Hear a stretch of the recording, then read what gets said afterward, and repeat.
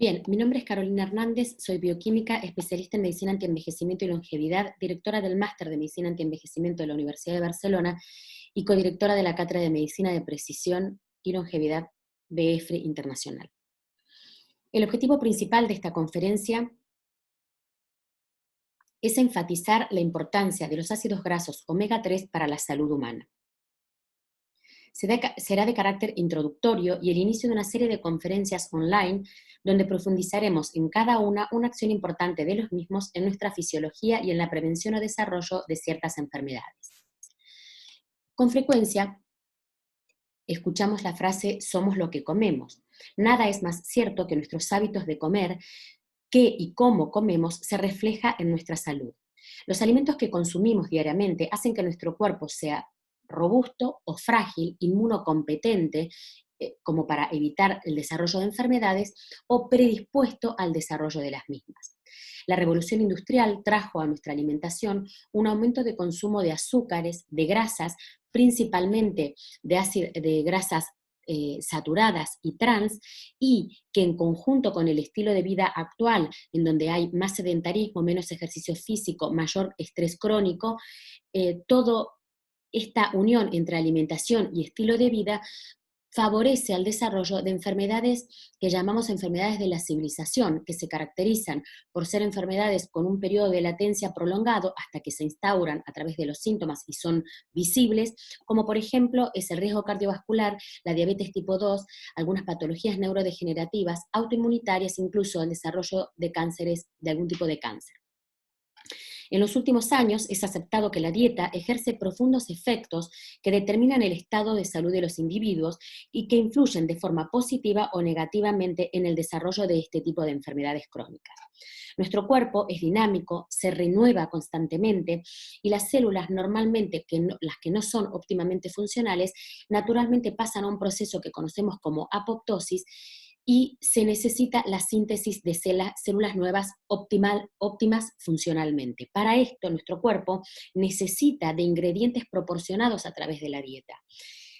Minerales, vitaminas, polifenoles, fitoesteroles, fitoestrógenos y ácidos grasos son bioactivos importantes que garantizan la realización o la producción de estas células nuevas y que éstas sean óptimamente funcionales. Dentro de este grupo de nutrientes, los ácidos grasos omega 3 son sin lugar a duda un aporte fundamental para poder disfrutar de una buena salud. Dentro de los ácidos grasos encontramos en nuestro organismo más de 70 tipos de ácidos grasos. A nivel de lo que es el aspecto nutricional, podemos dividirlos en no esenciales y esenciales. Los no esenciales son aquellos en donde nuestro cuerpo puede sintetizarlo, lo tenemos en bajas concentraciones, y los esenciales son aquellos en donde nuestro cuerpo necesariamente debe aportarlo a través de la dieta o a través de suplementación, porque no tiene la maquinaria bioquímica para poder sintetizarlos. Desde la parte de estructura química, los ácidos grasos se dividen en saturados e insaturados. Y dentro de los insaturados encontramos el grupo de los monoinsaturados y de los poliinsaturados. Bien, los más comunes a nivel de grasas saturadas son el ácido butírico, el ácido láurico, el ácido mirístico, palmítico, esteárico. Los podemos encontrar en manteca de coco, en algunos aceites vegetales, en el cerdo, en el cacahuete, en el cordero y en la ternera. Se ha observado que el consumo aumentado de ácidos grasos saturados nos favorece a un riesgo mayor de patología cardiovascular. No solamente aumentan la fracción de colesterol total y de LDL, sino que también aumentan el colesterol transportado por la fracción del HDL. Además, produce un aumento de triglicéridos en sangre y todo esto es lo que favorece a una mayor predisposición a padecer enfermedad, infarto agudo de miocardio o enfermedad coronaria. El consumo aumentado de grasas saturadas está relacionado con el aumento de índice de masa corporal y el desarrollo de obesidad, de esteatosis hepática, de insulinoresistencia, hiperinsulinemia, hiperglucemia, favorecen el desarrollo de patologías como la diabetes, y también el mismo índice de masa corporal aumentado está relacionado con el riesgo de demencia. Los ácidos grasos saturados, por otro lado, predisponen al desarrollo de enfermedades neurodegenerativas, al declive cognitivo prematuro y a enfermedades como el Alzheimer. Dentro de los insaturados tenemos dos familias, como dije anteriormente, los monoinsaturados y los poliinsaturados. Dentro de los monoinsaturados tenemos dos familias importantes, la de los omega 7 y la de los omega 9. Los monoinsaturados inicialmente no fueron muy considerados, pero poco a poco se observó que tenían un papel importante como protección cardiovascular, porque producían un aumento de la fracción de HDL y también un aumento de la apoproteína A1 que se caracteriza por tener un papel antiaterogénico. Por otro lado, además, los monoinsaturados reducen el colesterol total y el LDL. Y dentro de los poliinsaturados tenemos tres familias, la familia de los omega 3, 5 y 6. Hoy en esta conferencia hablaremos específicamente de omega 3 y omega 6, principalmente de los omega 3. Estos poliinsaturados normalmente están relacionados con un rol estructural dentro de las membranas celulares y además intervienen en la síntesis de algunos mediadores fisiológicos, muy importantes. Dentro de la familia de los monoinsaturados, como dije anteriormente, la familia 9 y del el omega 7, dentro de la familia de los omega 9 tenemos como un importante, el principal, digamos, protagonista, el ácido oleico, que si bien no es esencial, y sí es importante aportar suficiente cantidad a través de la dieta.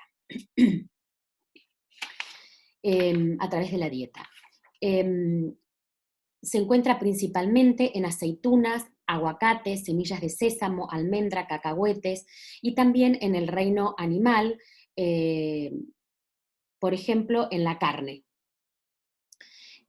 Algunas funciones importantes del omega 9 están relacionadas como un importante protector del sistema cardiovascular, reduce el nivel del colesterol y aumenta el HDL. Por otro lado, a nivel gastrointestinal, ejerce una importante función cicatrizante de úlceras en caso de que existieran, debido a que ejerce una acción inhibitoria también de la motilidad gástrica y del reflujo gástrico. A nivel del sistema óseo, favorece a la mineralización, tiene una importante acción hipoglucemiante. A nivel también de hígado, favorece a la detoxificación hepática, y en lo que respecta al fotoenvejecimiento o a la protección del fotoenvejecimiento, digamos, como tiene altas concentraciones de vitamina A, vitamina E y polifenoles, ejerce una acción antioxidante, neutralizando radicales libres y radioprotector. El omega 7 comparte algunas de las funciones con el omega 9, el principal protagonista es el ácido palmitoleico, que también genera protección del sistema cardiovascular.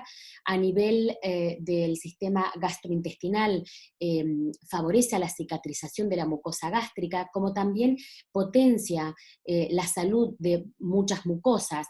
Entonces, a nivel dérmico es importante la utilización del mismo para pacientes que tienen eczemas, dermatitis, psoriasis, también por su importante efecto antioxidante y radioprotector.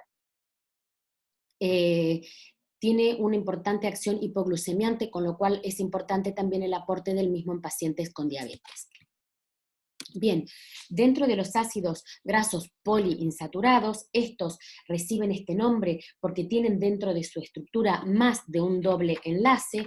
Tenemos las dos familias importantes, que es la familia del omega 3 y el omega 6, y veremos a continuación la biosíntesis de los mismos. Bien, aquí tenemos las vías de síntesis de ambas familias.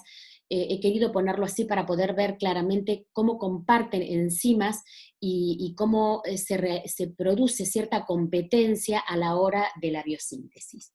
Dentro de la familia del omega 3, el primer exponente en la síntesis es el ácido alfa-linolénico, el cual a través de la delta 6 de saturasa pasa a ácido estearidónico, que también es un ácido graso de cadena corta. A través de una elongasa pasa a ácido eicosa tetranoico, y por la delta 5 de saturasa pasa a eicosa pentanoico, el cual luego se transforma a ácido docosa pentanoico y ácido docosa hexanoico, finalmente el DHA.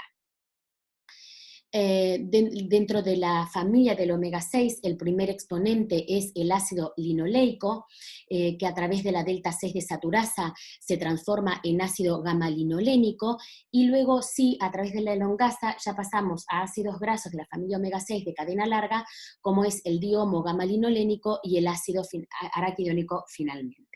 Las fuentes alimenticias, tanto de ácido alfa-linolénico como de ácido linoleico, son alimentos de origen vegetal, como por ejemplo la soja, la linaza, la canola, entre otros, además de frutos secos como la almendra, nuez, cacahuete, entre otros. Las fuentes nutricionales de los ácidos grasos de cadena larga, que es esta parte amarillita, pues bien, del ácido araquidónico vienen preferentemente de carnes terrestres, ya sea vacuna, cerdo o cordero, y el EPA y el DHA principalmente de animales de origen marino, sobre todo pescados grasos como es el salmón, el atún, el jurel, entre otros.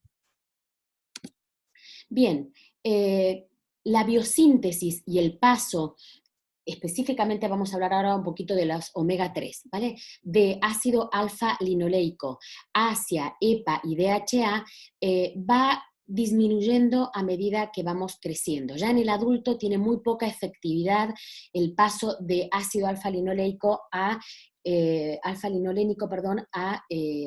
y DHA. De hecho, es mayor en las mujeres que en los hombres, probablemente por el efecto estrogénico. Digamos, la naturaleza hace todo por la protección de la especie, de la supervivencia de la especie. En la mujer adulta, aproximadamente un 20% de ácido alfa-linolénico pasa a EPA y un 10% a DHA. Y en el hombre esta conversión disminuye notablemente, siendo una conversión del 8% hacia EPA y del 4% hacia DHA. Dentro de la biosíntesis del omega 3, y evidentemente también lo comparte el omega 6, hay unas enzimas muy importantes que son la delta 5 y la delta 6 desaturasas. Estas enzimas son reguladores importantes de la ruta metabólica y suelen estar muy comprometidas si existen déficits nutricionales. Hay otros factores que también limitan su actividad, como es, por ejemplo, el envejecimiento. A partir de los 40 años la actividad de estas enzimas disminuye. La presencia de patologías crónicas como diabetes, hipercolesterolemia, hiperglucemia, también condiciona la actividad de estas enzimas. El consumo de alcohol, nicotina, café y azúcar promueven un estrés fisiológico importante que produce alteraciones en la actividad de estas enzimas. El exceso de cobre, el déficit nutricional de los cofactores de la reacción enzimática, como por ejemplo magnesio, zinc, vitamina B3, B6 y C, y también la radiación. Bien, como dijimos, los ácidos grasos poliinsaturados tenían funciones importantes, una a nivel estructural, formando parte de las membranas de las células, de las membranas celulares, y otra muy importante, eran sustratos para la síntesis de importantes mediadores lipídicos. Bien, cuando la formación de la serie de estos mediadores lipídicos derivan de 20 átomos de carbono, como es el caso del ácido araquidónico y del EPA, reciben el nombre de eicosanoides. Y cuando derivan de 22 átomos de carbono, como es en el caso cuando derivan de DHA, reciben el nombre de docosanoides. En esta diapositiva podemos ver digamos, toda la familia de eicosanoides y docosanoides. Con este nombre en general luego iremos viendo específicamente cada uno. Bien, en general, los eicosanoides derivados de los omega 6, fundamentalmente del ácido araquidónico, promueven una respuesta inflamatoria, mientras que los derivados del omega 3 son promotores mucho más débiles de la inflamación, o incluso se les otorga un papel antiinflamatorio porque reducen la producción de mediadores proinflamatorios y porque además regulan la expresión de genes inflamatorios, produciendo funciones antiinflamatorias y citoprotectoras. El metabolismo de los eicosanoides se produce principalmente en el hígado, se realiza prácticamente en todas las células excepto en los eritrocitos, y lo interesante de los eicosanoides y los docosanoides es que son extremadamente potentes en dosis muy bajitas. Bien, vamos a ver empezar a estudiar algunas de las familias de estos mediadores lipídicos. Empezaremos por las prostaglandinas y los tromboxanos a partir del ácido araquidónico, es decir, veremos los mediadores lipídicos a partir de los ácidos grasos omega 6. El ácido araquidónico, al ser un componente de estructura de las membranas celulares, es liberado de las mismas por la activación de la fosfolipasa A2. En realidad, lo que sucede inicialmente en esta reacción es que algunos efectos externos, como por ejemplo la bradiquinina, también la epinefrina y la trombina, activan la fosfolipasa A2, la cual hidroliza el ácido araquidónico, y por la acción de las ciclooxigenasas, la COX-1 y la COX-2, pasa a PGH2 como primera prostaglandinas. Quisiera aclarar algo: las prostaglandinas normalmente se nombran como PG y los tromboxanos como TX, ¿vale? Existen para la metabolización de estos ácidos grasos, ya sea del araquidónico, del EPA o del DHA, dos sistemas de síntesis muy importantes, uno cíclico y otro lineal. En el cíclico, la principal protagonista son las ciclooxigenasas, y en el lineal, las principales protagonistas como enzimas son las lipooxigenasas. Bien, en las prostaglandinas y los tromboxanos, como vemos, la principal protagonista son las ciclooxigenasas. Se da la síntesis, o sea, el ácido araquidónico pasa por la acción de la COX-1 o COX-2, pasa a prostaglandina H2, y esta, en presencia de la prostaciclina sintetasa, pasa a la prostaciclina, o también produce la síntesis de PG2, que es un importante mediador de la inflamación. En caso de que se produzca a nivel de principalmente de las plaquetas, donde existe la presencia del tromboxano sintetasa, se produce el paso de la PGH2 a tromboxano A2 como importante mediador también de la inflamación. Bien, dentro de estas prostaglandinas podemos decir que la PG2 es un potente mediador de la inflamación, el dolor, la fiebre y el aumento de la permeabilidad vascular, que se sintetiza principalmente en riñón, en vaso y en corazón, y que es un importante vasodilatador, por eso aumenta la permeabilidad vascular, y en el caso del parto, por ejemplo, induce las contracciones uterinas. Pero en lo que respecta específicamente a la inflamación, es el responsable del aumento del calor, de la fiebre, de la generación de fiebre, del dolor y del edema que se produce en la inflamación, en el proceso de la inflamación.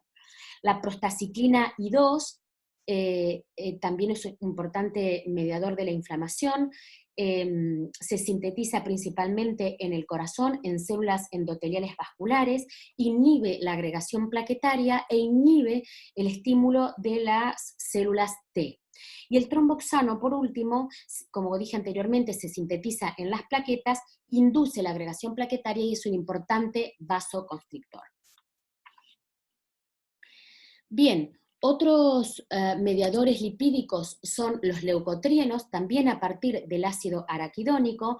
Estos leucotrienos se sintetizan a través de la vía lineal, es decir, a través de las lipooxigenasas.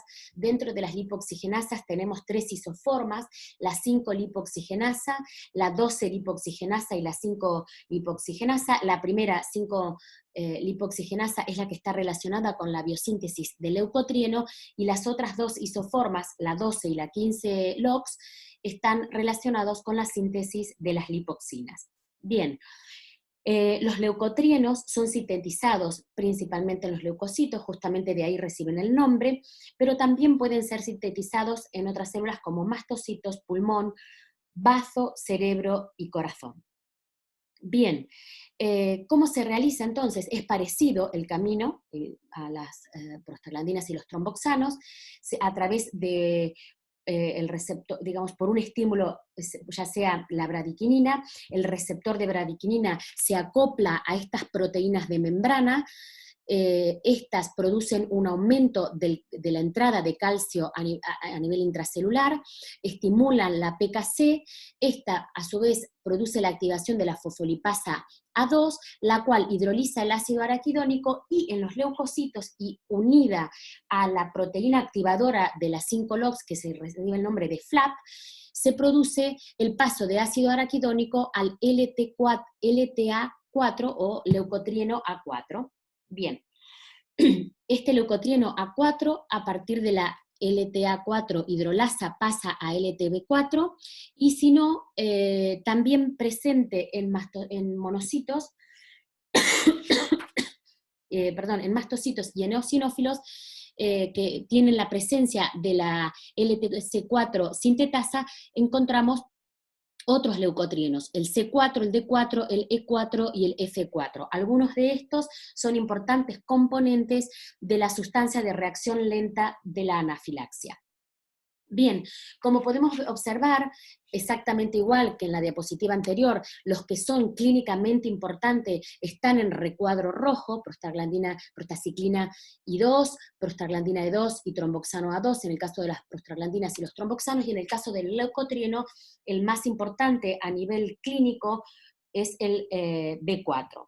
Este B4 aumenta la permeabilidad vascular, la actividad de las células inmunes y estimula la secreción de citoquinas inflamatorias, como es la interleuquina 1, la interleuquina 2 y el factor de necrosis, y el interferón gamma, perdón. Luego, a través de las otras dos isoenzimas, tenemos la síntesis de las lipoxinas. Bien, las lipoxinas se sintetizan a través de 3 vías importantes. La vía clásica, que está a cargo de la 5-lipoxigenasa en los leucocitos, y luego esto pasa en los leucocitos, y luego, unido a una plaqueta, interviene la 12-lipoxigenasa.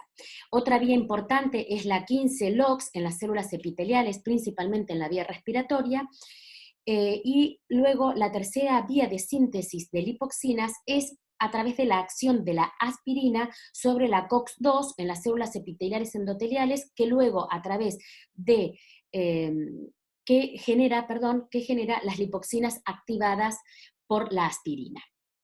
Bien, las lipoxinas se caracterizan por ser importantes mediadores antiinflamatorios. Aquí ya cambiamos con respecto a las prostaglandinas, tromboxanos y leucotrienos, que se caracterizan por ser mediadores de promover la inflamación, de ser los primeros ante una injuria o ante la lucha de un virus, una bacteria, a generar esa inflamación y atacar y resolver ese momento agudo. Luego aparece en juego las lipoxinas con este efecto antiinflamatorio potente que contrarrestan las acciones de los eicosanoides, principalmente el LTB4 y las prostaglandinas E2 y el tromboxano A2. Bien, las lipoxinas y las lipoxinas activadas por la aspirina se caracterizan por inhibir la quimiotaxis de los polimorfonucleares al lugar de la inflamación. Por otro lado, aumentan la vasopermeabilidad mediada por los polimorfonucleares, es decir, por los neutrófilos, y la adhesión y la migración de los polimorfonucleares a través del endotelio. Y, digamos, aumentan la permeabilidad para poder ser estos eliminados. Son importantes las lipoxinas porque actúan como barredor, es decir, ayudan a eliminar los neutrófilos apoptóticos después de ese proceso importante inflamatorio, y resuelven el efecto de la inflamación, el evento inflamatorio, lo resuelven, haciendo que los tejidos vuelvan a su estado normal. Bien, así estos son los mediadores lipídicos que obtenemos a través del ácido araquidónico. También vemos que es importante que existen, mediadores lipídicos a través del EPA y del DHA. Y aquí es donde podemos darnos cuenta la importancia de la competitividad, es decir, cómo nuestro estilo de vida o cómo la concentración que tenemos de omega 3 y omega 6 influye en esa generación de mediadores lipídicos proinflamatorios de forma desbordada o en aumento, y la falta de los antiinflamatorios, o sea, por eso es tan importante este equilibrio para la síntesis adecuada de factores inflamatorios, pero también de los que resuelven la inflamación. Bien, dentro de los que se generan a partir del EPA y del DHA, tenemos las resolvinas y las protectinas. Dentro de las resolvinas tenemos dos familias importantes, dos familias importantes. Las que derivan del EPA reciben el nombre de resolvinas E1 y E2, y las que derivan del DHA reciben el nombre de familia de las resolvinas de la serie P. Y luego ya veremos las que se producen, digamos, a partir del DHA se producen las protectinas y también las maresinas. Bien, las resolvinas tienen la característica de promover la resolución del ciclo inflamatorio. Algunas funciones importantes de las resolvinas es que reducen la inflamación, disminuyen la infiltración de polimorfonucleares en los neutrófilos, también disminuyen la migración de las células dendríticas, que son presentadoras de antígenos, también disminuyendo la producción de interleuquina 12, aumentan la fagocitosis generada por los macrófagos de los neutrófilos ya apoptóticos, y interrumpen selectivamente la agregación plaquetaria. Con respecto a las protectinas, como dijimos anteriormente, derivan del DHA, sobre todo tenemos la NPD1 y la ATPD1. Las funciones de estas dos protectinas es inhibir la quimiotaxis de las células T y de los polimorfonucleares, promover la apoptosis de las células T, disminuir la segregación de factor de necrosis tumoral alfa y de interferón gamma, reducir la inflamación de las vías respiratorias y ejercer una acción neuroprotectora durante la lesión por isquemia de reperfusión.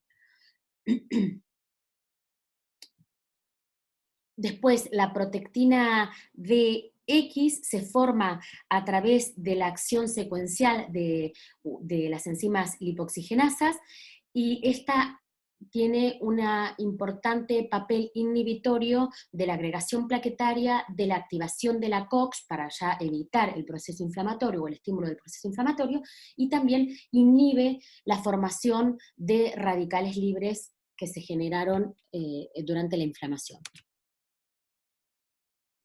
Por último, tenemos las maresinas, que derivan de la acción de la lipoxigenasa, específicamente de la isoenzima 12-LOX, sobre el DHA.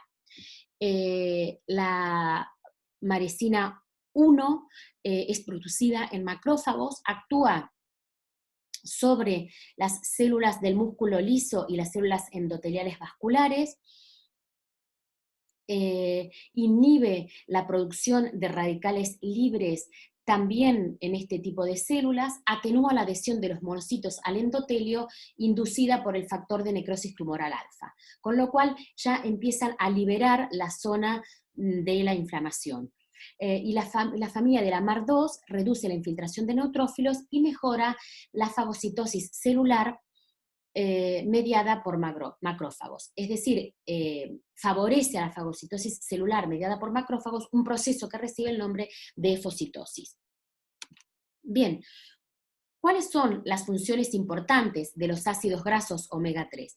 Ya vimos que tenían funciones estructurales, que era lo que garantiza, digamos, la fluidez de membrana. No olvidemos que la fluidez es un parámetro importante a nivel celular, puesto que incide en el transporte bidireccional y en la función de los receptores y proteínas de membrana.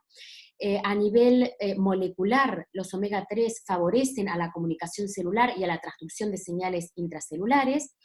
A nivel genómico se ha observado que la suplementación de omega 3 modula la expresión de los genes para la síntesis de citoquinas, y por esto es tan importante en muchas ocasiones, por no decir en todas, la suplementación adecuada de ácidos grasos omega 3.